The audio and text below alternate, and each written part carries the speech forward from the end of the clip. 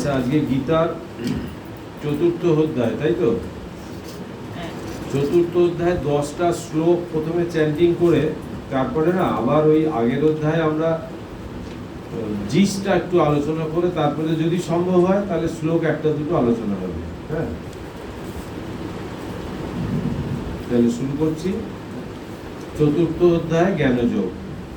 অথ চতুর্থ অধ্যায় জ্ঞানযোগ। শ্রী ভগবানুবাচ ইমং বিবস্যতে যোগং প্রক্তবানহম অভয়ম বিবস্বান মনো বে প্রাহ মনোরিক্ষাকো বে ব্রবীৎ এবং পরম্পরা প্রাপ্তম ইমং রাজর্ষয়ো বিদুঃ সকালে নেহ মহতা যোগো নষ্ট পরন্তপ স এবায়ং ময়া তে অদ্য যোগ প্ৰোক্ত পুরাতন ভক্তসি মে সখা চেতি রহস্যং হেতদুত্তমম। অর্জুনোবাচ অপরং ভবত জন্ম পরং জন্ম বিবস্বতঃ কথমেতদ্ বিজানীয়ং তমাদৌ প্ৰোক্তবানিতি। শ্রীভগবানুবাচ বহুনৈবে ব্যতীতানি জন্মানি তব চার্জুন তান্নহং বেদ সর্বাণি ন তং বেত্থু পরন্তপ অজয়োপি সন্নবায়াত্মা ভূতানামুষ্যয়োপি সन् প্রকৃতিং সামধিষ্ঠায় সম্ভবমাত্মমায়য়া যদা যদা হি ধর্মস্য গ্লানির্ভবতি ভারত অভ্যুত্থানম অধর্মস্য তদাত্মানং সৃজাম্যহम् পরিত্রাণায় সাধূনাং বিনাশায় চ দুষ্কৃতাং ধর্ম সংস্থাপনার্থায় সম্ভবামি যুগে যুগে। যন্মকর্ম চ মে দিব্যম এবং যো বেত্তি তত্ততঃ ত্যক্ত্বা দেহং পুনর্জন্ম নৈতি মামেতি সোऽর্জুন। ভীতো রাগো ভয়ো ক্রোধা মন্মায়া মাং উপাশ্রিতাঃ বহবো জ্ঞানতপসা ভূতা মদ্ভাবম আগতাঃ। আচ্ছা, আমরা আগের দিনে যে কর্মযোগ শেষ করলাম সেই কর্মযোগ আর তার আগের হচ্ছে সাংখ্যযোগ। সাংখ্য মানে জ্ঞান। এই জ্ঞান আর কর্ম নিয়েই যত কাণ্ড। তো এই দুটোতেই কিন্তু ভগবান যা বলার অর্জুনকে বলে দিয়েছে। তারপরে এই চতুর্থ অধ্যায় থেকে আর অষ্টাদশ অধ্যায় অবধি ওরই খালি অনুরণন হয়েছে। নানান রকম ভাবে নানা দিক থেকে ওই কথাগুলোকেই আবার ভগবান অর্জুনকে যাতে বিশ্বাস আসে, মানে একদম দৃঢ় হয়ে যায় বিশ্বাসটা, সেই রকমভাবে আবার নানান রকমভাবে বলে গেছে। কিন্তু এই সাংখ্যযোগ আর কর্মযোগের মধ্যেই হচ্ছে সব কিছু একদমভাবে যাকে বলে সেইটা ঢুকে আছে। তা আমরা প্রথম যেটা পড়েছি সেটা হচ্ছে অর্জুন বিষাদ যোগ। অর্জুন বিষাদ যোগে আমরা দেখলাম যে অর্জুনের বিষাদ এলো। বিষাদটা কোত্থেকে এলো? যে ওই স্বজন হত্যা, স্বজন বধ, এইটা তার মনোপুত হয়নি। তো সেই জন্যে সে বলল যে আমি এর থেকে সন্ন্যাস নেবো, ভিক্ষা করে খাবো তবেই ভালো, রাজ সিংহাসন আমার দরকার নেই। তার মানে ও নিজের স্বধর্ম থেকে সরে যাচ্ছে, মানে নিজের যে কর্তব্য কর্ম, ক্ষত্রিয়র যে কর্ম করা উচিত সেই জায়গা থেকে সে তার বীরত্ব না দেখিয়ে সে পিছু হটছে। এই জায়গা থেকে এই অর্জুনের এই বিষাদ এসছিল বলেই এই প্রশ্নোত্তর শুরু হয়েছিল। মানে গীতা ভগবান যুদ্ধক্ষেত্রে দাঁড়িয়ে বলছেন অর্জুনকে উদ্দেশ্য করে, সমগ্র মানব জাতির উদ্দেশ্যে বলছে। এইটা সেইখানে দেখা গেল কি হলো, এই বিষাদ আসার পর অর্জুনের যে সমস্ত কথাবার্তা সেইগুলোকে খণ্ডন তো করলোই ভগবান, কিন্তু প্রথম অধ্যায়ে খেয়াল করে দেখবেন কোনো কথা বলেনি। এই দ্বিতীয় অধ্যায়ে এসে বলল যে ওই ক্লৈবং মাস্ম গম পার্থ নৈতত্ত্বযুপ পদ্ধতি, এই শ্লোকটা বলে, এইটা এমন একটা শ্লোক, স্বামীজি বলছে সমগ্র গীতার ভাবটা ওই একটা শ্লোকের মধ্যে নিহিত আছে। তো ওই বলছে যে তোমার এই যে অবস্থা, এখন যে সংকটজনক একটা মুহূর্ত তৈরি হয়েছে, এই মুহূর্তে তোমার এই যে ক্লীবতা মানে কাপুরুষতা, এইটা তোমার শোভা পায় না।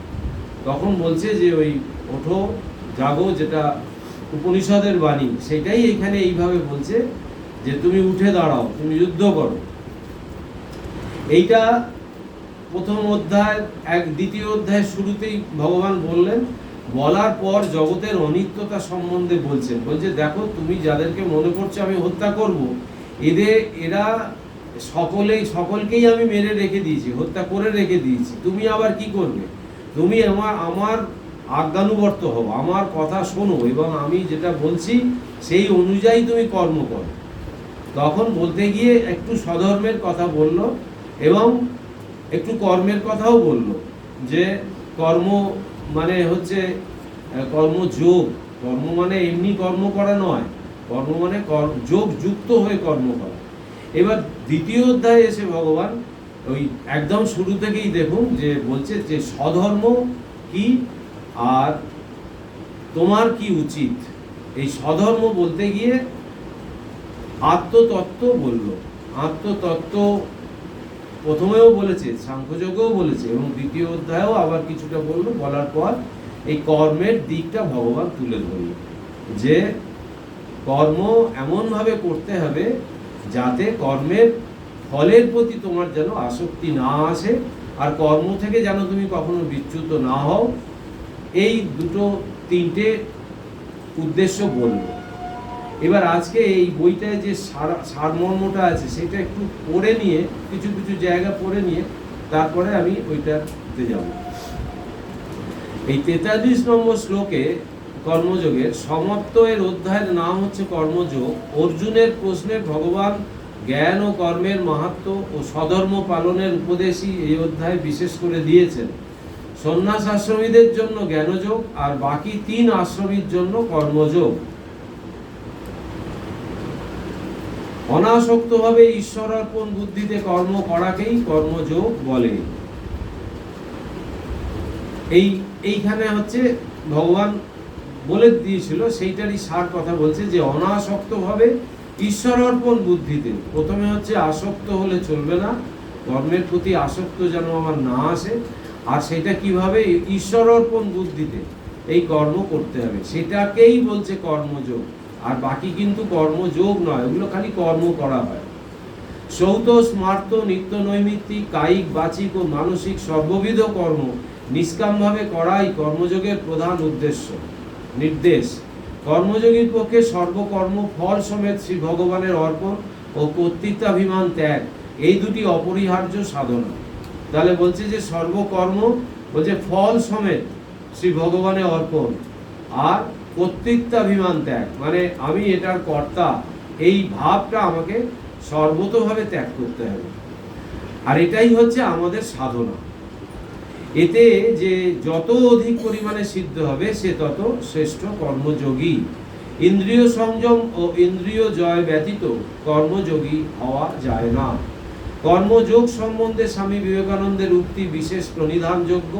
তিনি বলছেন, তবে কর্মযোগ কি?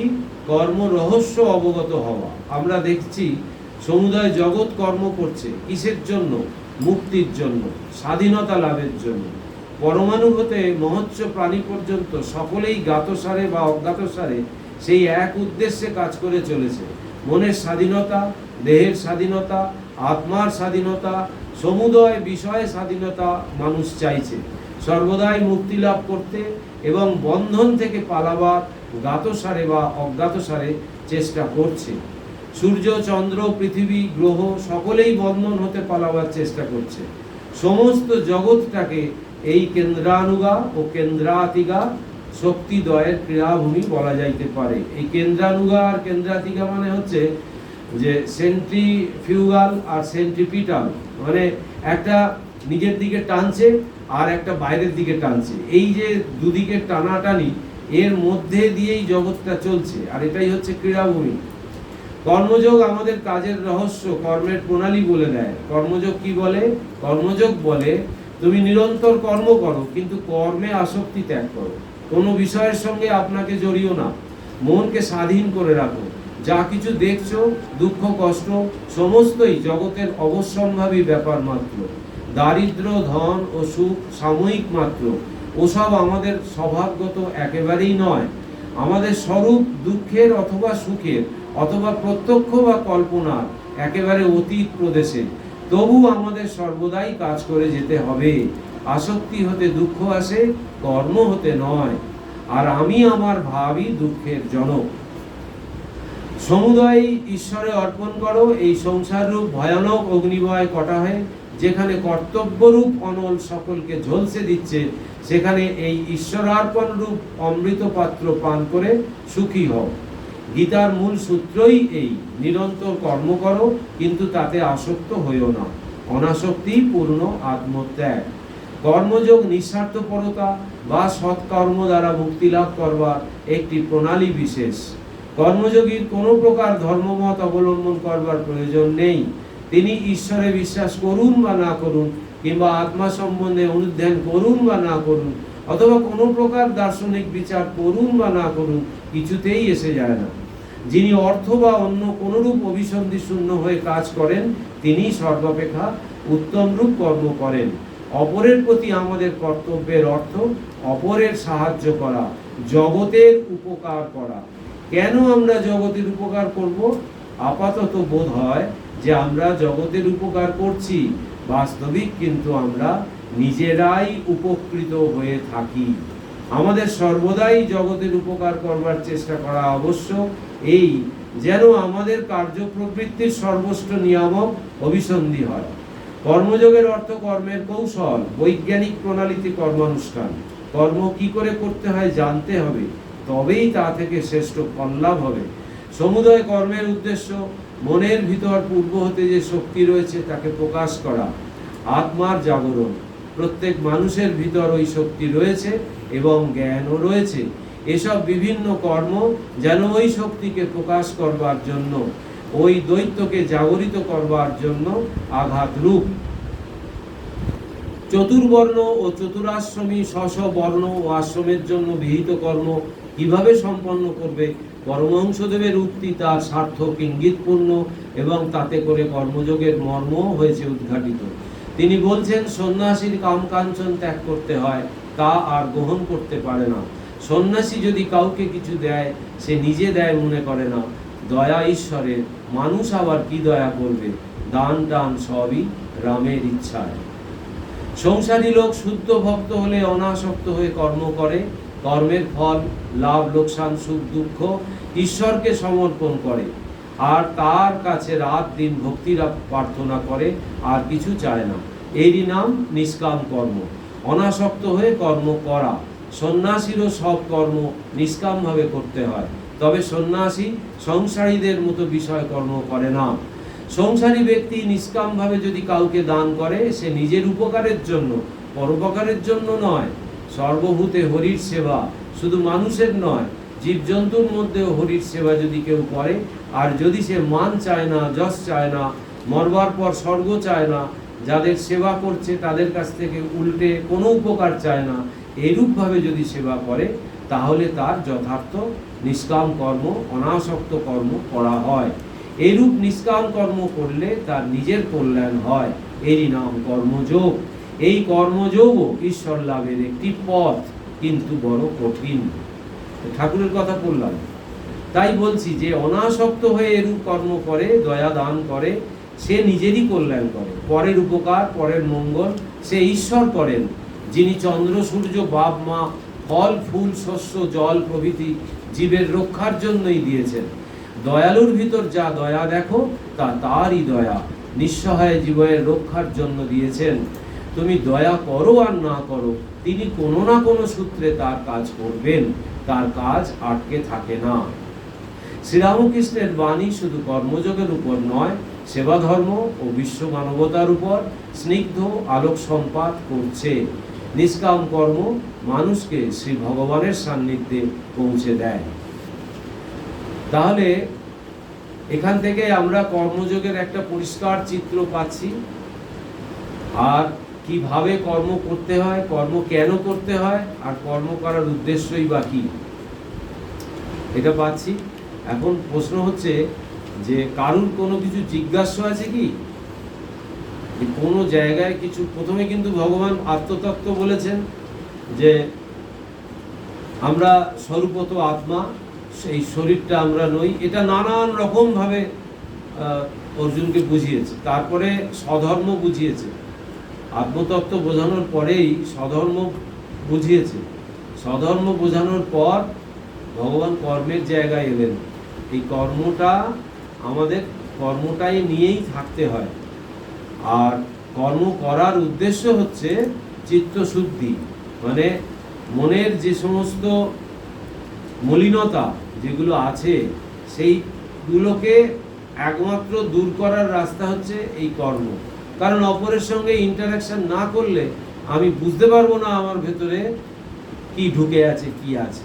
ওই ব্যবহার করলে, অপরের সঙ্গে ইন্টারাকশন করলে, কাজ করলে, একটু একটু ছোট ছোট কাজ করতে করতে ভগবান বড় বড় কাজ দেয়, বড় বড় দায়িত্ব দেয়, দিয়ে দিয়ে তাকে এগিয়ে নিয়ে যায়। এইবার সে কতটা করছে, সে কি ভাব নিয়ে করছে, যেই ভাবটা যদি ঠিক ঠিক হয়, সেই কর্মটাও ঠিক ঠিক হবে। আমি করছি ত্যাগ করে যে কর্ম যে করে, সেই কর্ম ঠিক মতো হয় না, বিফলে পর্যবসিত হয়। দেখা যাবে, এটা একদম পরীক্ষিত সত্য, দেখা যাবে যে সেইটা অচিরেই বন্ধ হয়ে গেল, সেটা আর করতে পারলো না। কিন্তু যখনই এই ভাবটা ত্যাগ করে, যে আমি কর্তা, এই ভাব ত্যাগ করে এবং অনাসক্ত হয়ে যখনই কোনো কর্ম সংঘটিত হয়, তখন সেইটা ভালো সার্থক রূপ পায় এবং সে সফল হয়, জীবনে সফল হয়। এই জায়গাটা এখানে তুলে ধরেছেন ভগবান। আর যদি আপনাদের কিছু প্রশ্ন থাকে তাহলে করতে পারেন, নাহলে পরেরটাই যাব। এখানে আরেকটা কথা হচ্ছে খুব ইম্পর্টেন্ট, সেটা হচ্ছে যে আমরা মনে করি যে কাউকে সাহায্য করতে গিয়ে আহারে বেচারে এরকম বলি তাকে দিই, যা তারপরে মনে মনে ভাবি যে আমি এসে পড়লাম তাই একে একটু দিতে পারলাম, বা আমি সেবা করলাম তাই একটু পেলো, এরকম কিন্তু আমাদের মনের মধ্যে কাজ করে।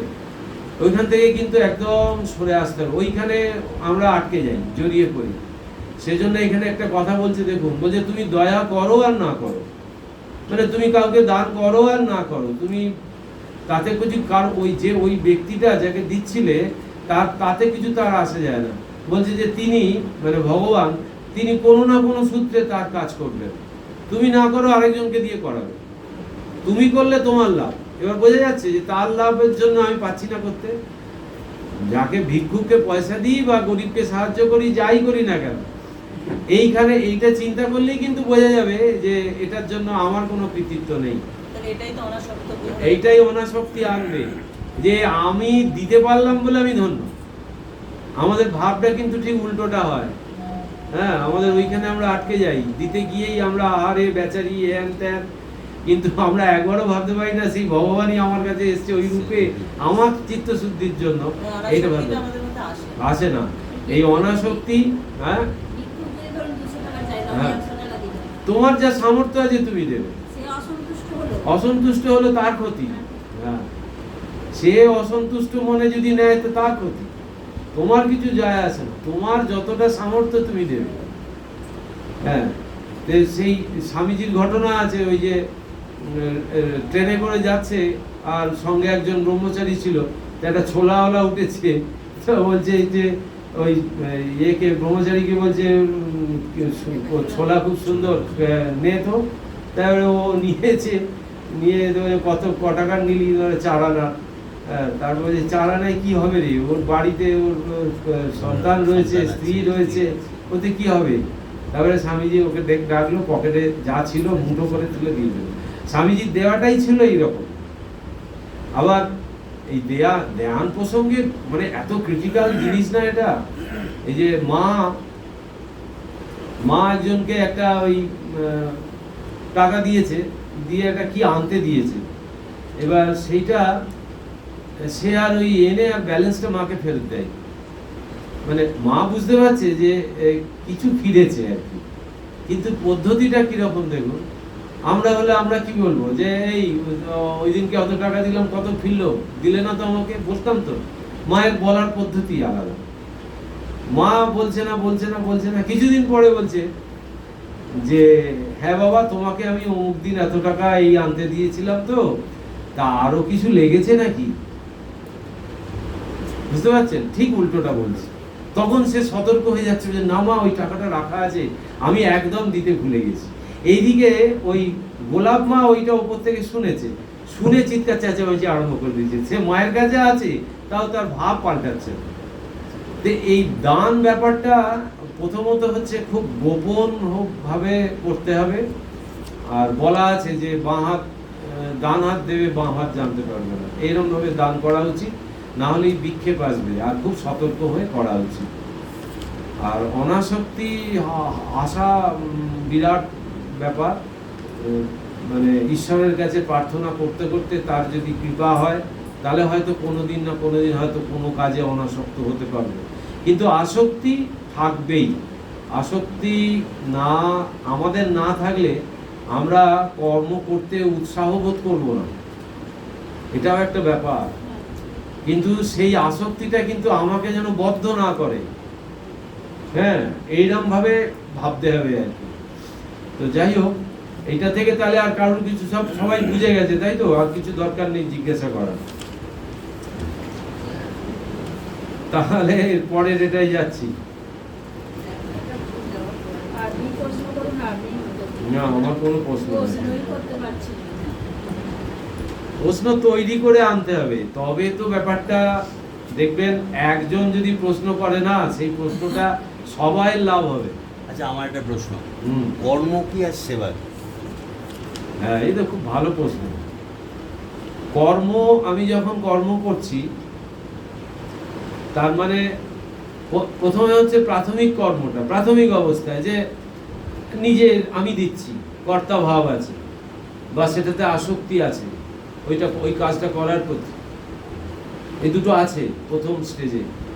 সেকেন্ড স্টেজে আমি চেষ্টা করছি যে না, এটা আমি করছি না, এটা ভগবানের কৃপায় আমার কাছে এই সুযোগটা এসছে, আমি করছি। Second step. এবার সেবা হচ্ছে একদম মানে, তাও লাস্ট স্টেপ বলবো না, লাস্ট স্টেপের একটু আগে, একটু নিচে, সেটা বলছে যে আমাকে দিয়ে তিনি করাচ্ছেন আর আমি তারই সেবা করছি। এই সেবা, কর্ম আর সেবা আলাদা হয়ে গেল। কর্ম মানে হচ্ছে আমি করছি, আমি কর্তা।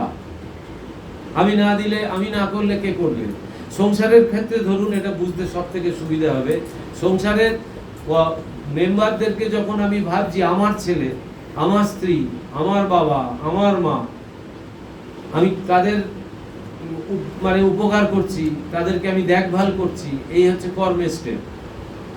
আর যেই এটা পাল্টে গেল যে এই স্ত্রী হচ্ছে যে আমার সেই সহধর্মিনী, মানে ধর্মপথে আমাকে সাহায্য করার জন্য ভগবান আমার কাছে একে পাঠিয়েছে।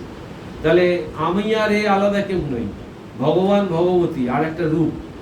তারপরে হচ্ছে সন্তান, সন্তান হচ্ছে ওই সেই ভগবানই সেই গোপাল রূপে, শ্রীকৃষ্ণ গোপাল রূপে এসছে, মানে তাকে সেবা করে আমি নিজে উন্নত হব। এই ভাবটা যখনই পাল্টে যাবে, যখনই ঈশ্বরের ভগবানের সংসার হয়ে যাবে, ফার্স্ট হচ্ছে আমাদের অজ্ঞানতা ঢুকছে, বাড়িটায় ঢোকার সময় আমার বাড়ি, ওইটাকে সরিয়ে দিতে হবে। আমি কিছুদিনের জন্য এখানে এসেছি। আমার কাছে মথুরবাবুকে ঠাকুর বলছে, ওই দেওঘরে গিয়ে যখন সেবা করতে গেছে, বলছে আমি এখানে বসলুম, যাব না, তুমি আগে যতক্ষণে না এদের কিছু দিচ্ছ, এক মাথা তেল দাও, খাবার দাও, বস্ত্র দাও, অন্ন দাও, তবে আমি যাব। তো মথুরের মাথায় হাত, বলছে আমি এসছি খাজনা আদায় করতে, আর আমি তো যা বেনারস যাবো বলে যা নিয়ে বেরিয়েছি তাতে কুলোবে না। আবার বললো ভগবান তোমার কাছে টাকা গচ্ছিত রেখেছে, ও টাকা কি তোমার? একদম স্পষ্ট বলছে ওইখানে দাঁড়িয়ে, বলছে তোমার যা ধন সম্পত্তি সব কি তোমার?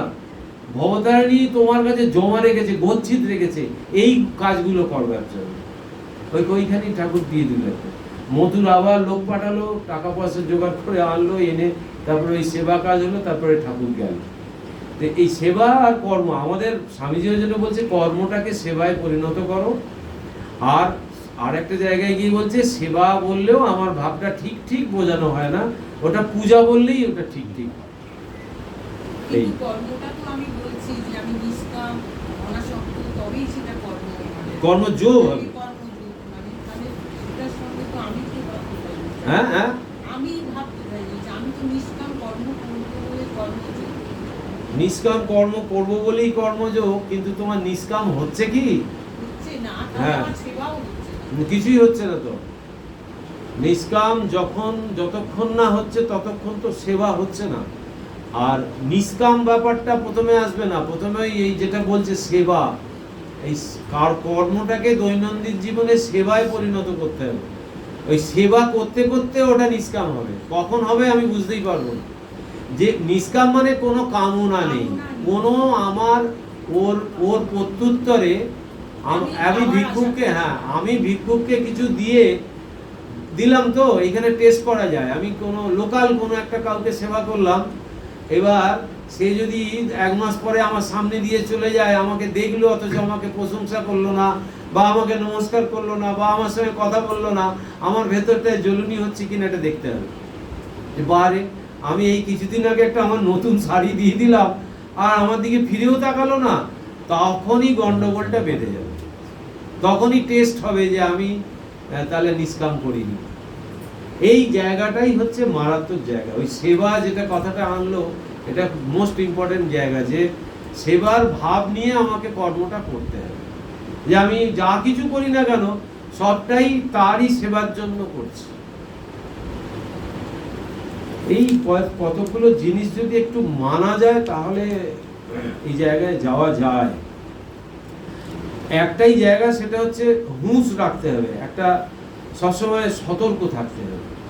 এই সতর্কটা অর্জুনের মতো লোকও সেই সতর্ক যে থাকার কথা, ওইরকম জ্ঞানী পণ্ডিত ব্যক্তি, সেও কিন্তু কিছুক্ষণের জন্য মোহাবিষ্ট হয়ে গেল।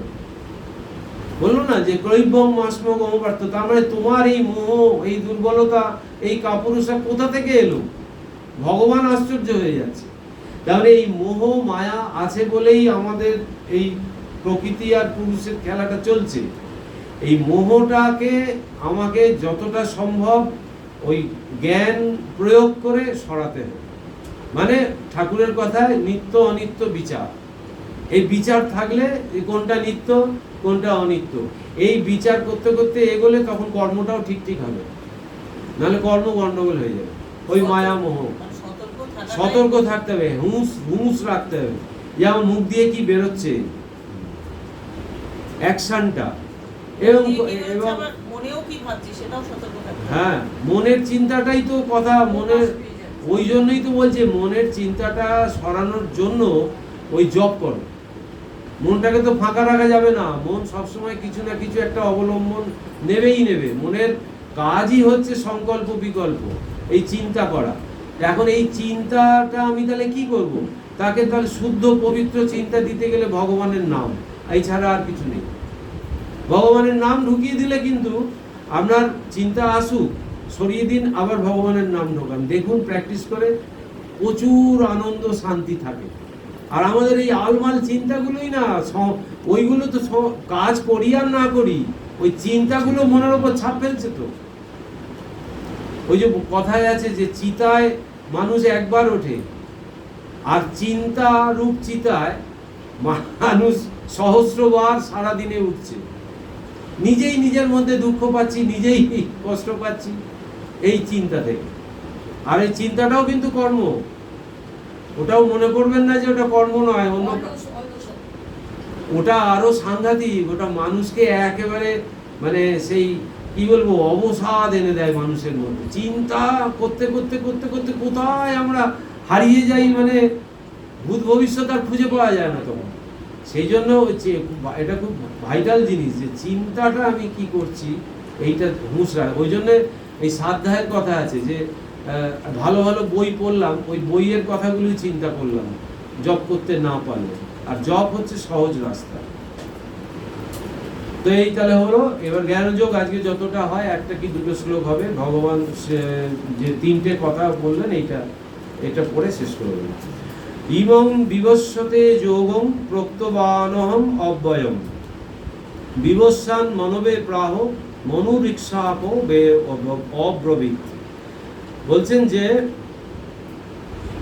আমি এই অব্যয় যোগ পুরাকালে সূর্যকে বলেছিলাম, সূর্য নিজ পুত্র মনুকে বলেছিলেন, এবং মনুও নিজ পুত্র ইক্ষ্বাকুর কাছে বলেছিলেন। অব্যয় ফলপ্রদ বলে এই জ্ঞানযোগকে অব্যয় বলা হয়েছে। বিবস্বান হচ্ছে সূর্যের নাম, বিবস্বান হতে যে বংশের উৎপত্তি তাকেই সূর্য বংশ বলে। এই বিবস্বান হতে 58তম অধস্তন পুরুষ হচ্ছে শ্রীরামচন্দ্র। বুঝতে পারছেন? এই বিবস্বান হচ্ছে প্রথম, এই বিবস্বান থেকে 58তম অধস্তন, মানে তার পরবর্তীকালে যে 58তম যে পুরুষ এলো সে হচ্ছে শ্রীরামচন্দ্র। এটা মহাভারতে কিন্তু এইগুলো অনেক পরিষ্কার করে বলা আছে। ইমম যোগম অর্থে পূর্ব অধ্যায়ে বর্ণিত জ্ঞান মিশ্র কর্মযোগ। এতে কর্ম, জ্ঞান ও ভক্তির সমন্বয় রয়েছে। একে নিষ্কাম কর্ম মিশ্রিত ভক্তিযোগও বলা হয়। তাহলে বললো যে দেখো আমি এই যোগ পুরাকালে, মানে এর আগের কালে আমি সূর্যকে বলেছিলাম, এই বিবস্বানকে বলেছিলাম, আর বিবস্বান নিজ পুত্র মনুকে বলেছিল, আর মনু ইক্ষ্বাকুকে বলেছিল। ভগবান বলবেন যে এই যোগ আমি অনেক কাল আগে বলেছি, কিন্তু কালে এগুলো নষ্ট হয়ে গেছে। তারপরে বলছে এবং পরম্পরা প্রাপ্তম ইমম রাজস্বজ বিদু সকালে নেহ মহতা যোগ নষ্ট পরন্তপ। এই বলছে যে এরূপে ক্ষত্রিয় পরম্পরাগত এই যোগ রাজস্বীগণ জেনেছিলেন। হে পরন্তপ, ইদানিং কাল প্রভাবে এ লোকে সে যোগ বিনষ্ট হয়ে গিয়েছে। বুঝতে পারছেন যে কালের গতিতে কি হয়, হারিয়ে যায়। স্বামীজি বলল যে হরিভাই 1500 বছরের খোরাক দিয়ে গেলাম, তার মানে ইঙ্গিতটা ওই দিকে যে 1500 বছর এই যে শ্রীরামকৃষ্ণ ভাব আন্দোলন এ থাকবে। তার মানে বুঝতে পারছেন আমরা সবে এখন পা দিয়েছি কত, 175, হ্যাঁ 190, 190-200 মধ্যে আছি আমরা। তার মানে সবে শুরু হয়েছে। কিন্তু এখনই দেখা যাচ্ছে শ্রীরামকৃষ্ণ সমস্ত ঘরে ঘরে ঢুকে গেছে। বলেছিল না যে ঘরে ঘরে এর পুজো হবে, তো তাই হচ্ছে।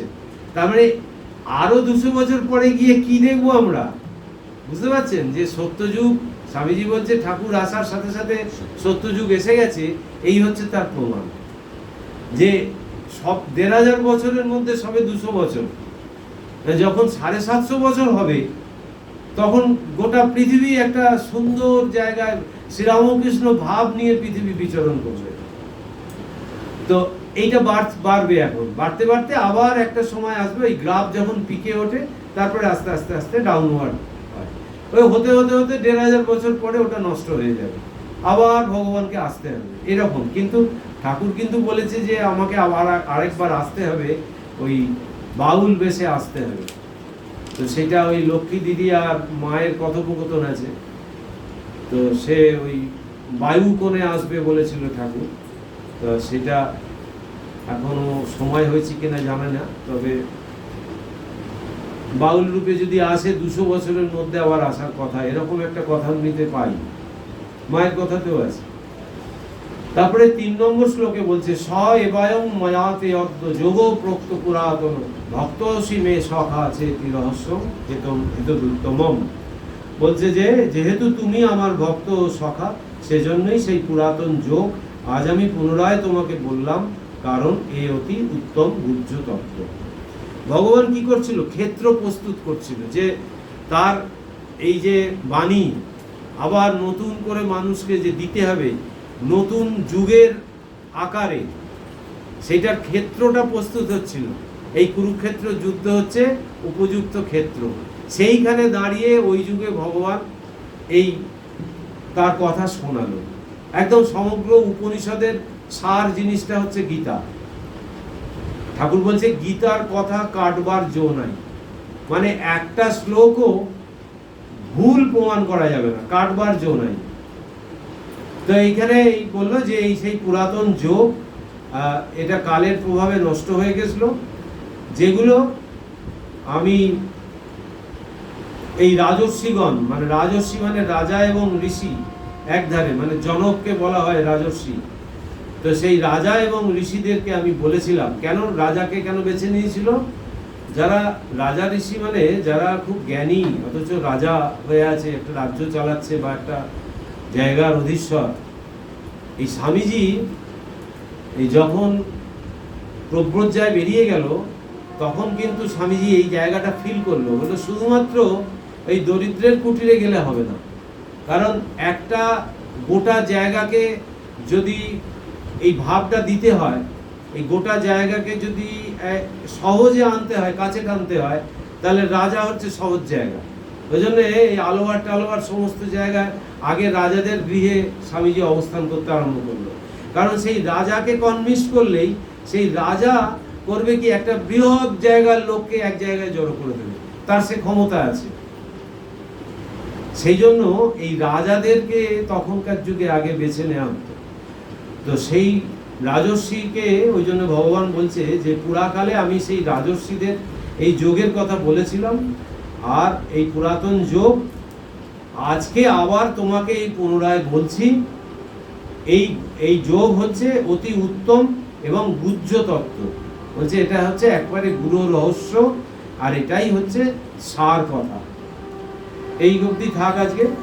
তারপরে ভগবান বলবে এই অর্জুন তখন একটা আশ্চর্য প্রশ্ন করছে যে অপরম ভবত জন্ম পরম জন্ম বিবস্বত কথমেতদ বিজানীয়ম তমাদৌ প্রক্তবানিতি।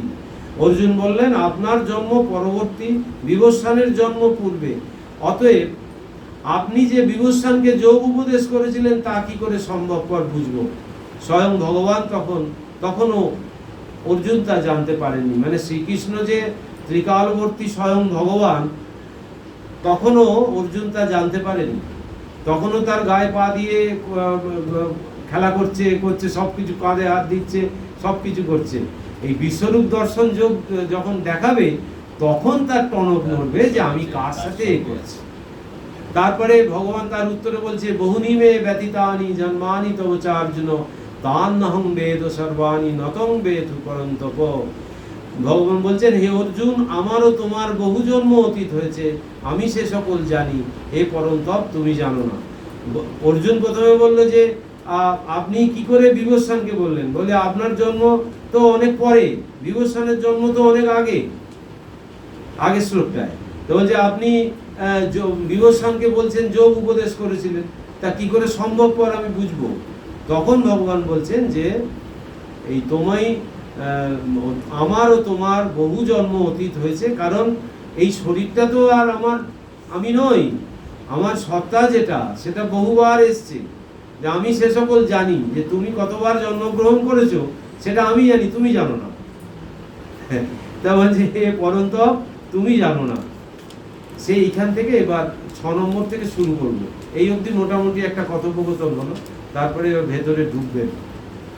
ভগবান ওম নমো ভগবতে বাসুদেবায়। আজকে বোধহয় ওই প্রথমে প্রার্থনাটা করিনি আমরা, প্রার্থনাটা